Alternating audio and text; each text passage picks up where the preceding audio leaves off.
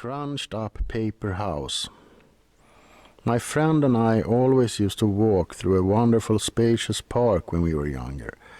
It was full of tall trees and it was very nicely maintained. In this large park there was an abandoned mansion.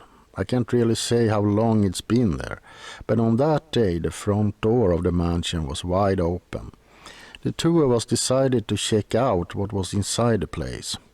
As we inched through the door, the very first thing we noticed was that the mansion's floor was littered with crumbled up pieces of paper.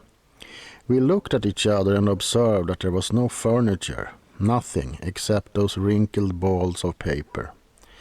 The mansion had 6 rooms on its main floor, and every room we entered had more and more scrunched up pieces of paper.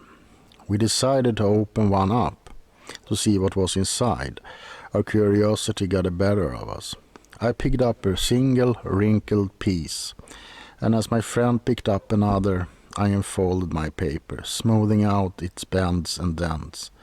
At that moment, it was almost as if a piece of a rainbow emerged before our eyes, and I was suddenly standing next to a large window in one of the upstairs rooms of the house. I was looking outside into a large park. When I looked down at the piece of paper I held, it read, "Look outside the large window that oversees the park in the upstairs parlor." I dropped the piece of paper and it fluttered gracefully against the ground. Meanwhile, I stared at my open hands in a bout of horror.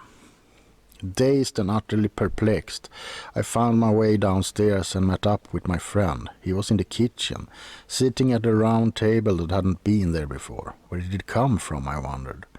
My friend stared at his open paper and reread the word several times before he looked at me and turned the page my way. It said, "Go to the kitchen and sit at a round table." We stared at each other for a few moments, vaguely afraid. But then we began to chuckle. Within seconds we were laughing our heads off, marveling at our newfound game. We could hardly believe what had happened. But being young as we were, the mystery was endlessly exciting.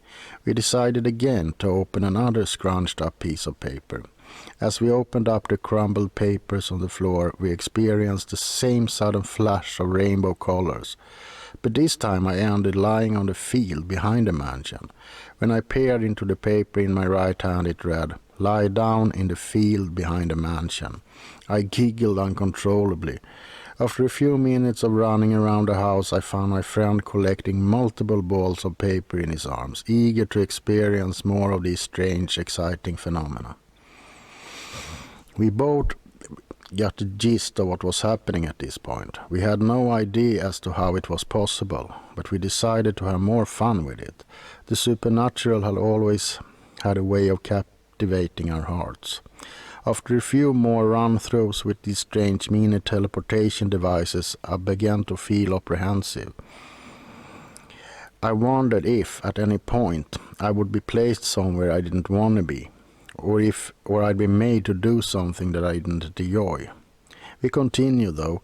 Minute after minute, we unfolded many papers and traveled through bedrooms, closets, and trees. But then, after having been on the roof of the mansion, I stood before my friend, dead on the living room floor. I didn't scream. I couldn't. "Murder him," it read on my crumbled page as I felt a surge of vomit and bile racing into my throat. Nothing came out, but the sickness in my throat spread to my stomach, my heart, and my head. I didn't know what to do. At this point I began to scream and shout, praying to God for this to be a nightmare. I wanted it to go away. I wanted to rewind our day and be outside again, together, walking underneath the trees. All I could do was hide his body in a cupboard. I willed myself to be claimed, and I hesitantly unfolded another paper in the hopes that the problem would correct itself. Once again I saw the colors of the rainbow, and I found myself standing behind a tree several meters away from the house. I could clearly see the front door.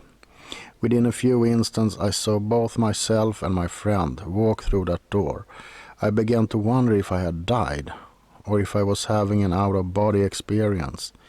I looked at the sheet in my hand, and the only word scrawled upon there was, "Time will repeat itself, and a paradox will take place, and it will be allowed."